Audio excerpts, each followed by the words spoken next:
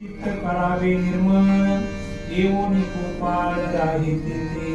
तुकोबरा म्हणतात काही देवाची ज्ञानी मनाने त्या विष्णूची दास झाला तर त्याच्या माध्यमातून तुका म्हणे चित्त करावे निर्मळ.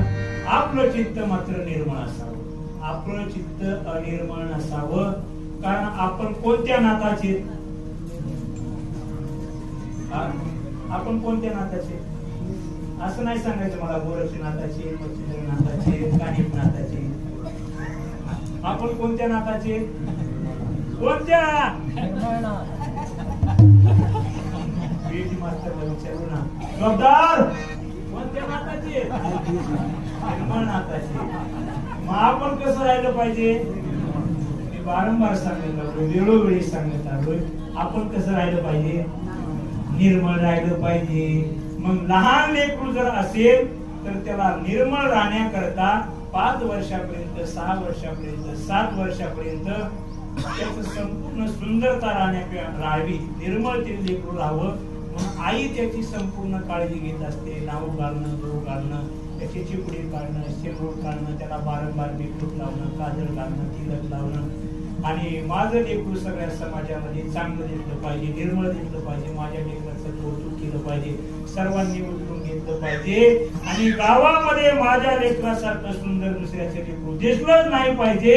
म्हणून आई काय करत असते, प्रयत्न करत असते. पण किती वर्षापर्यंत, 5 वर्षे, 6 वर्षे, जास्तीत जास्त 10 वर्षे.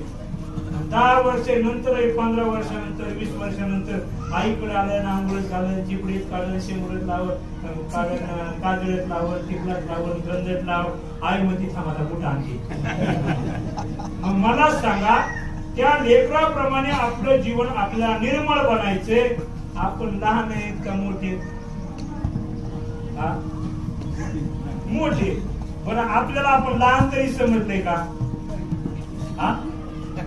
म्हणजे एक बाजू आपण आपल्याला लहानही समजत नाही, काय समजतो, मोठे समजतो. आपल्याला जर आपण लहान समजलं असतं, आपल्याला अज्ञानी समजलं असतं, काहीच कळत नाही त्या लहानाप्रमाणे म्हणलं असतं, तर स्वामीजी सारख्या आईने आपल्याला सगळं समजून घालून आपल्याला सुंदर बनवलं असतं. पण गोष्ट अशी झाली, आपण स्वतःला मोठं समजलं, ज्ञानवान समजलंय.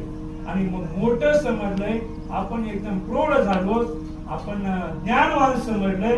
मग आपली आंघोळ आपण केली पाहिजे का आईने घातली पाहिजे, आणि मोठं होऊन सगळं समजत असून आपला निर्मळपणा आपल्याला ठेवता येत नसेल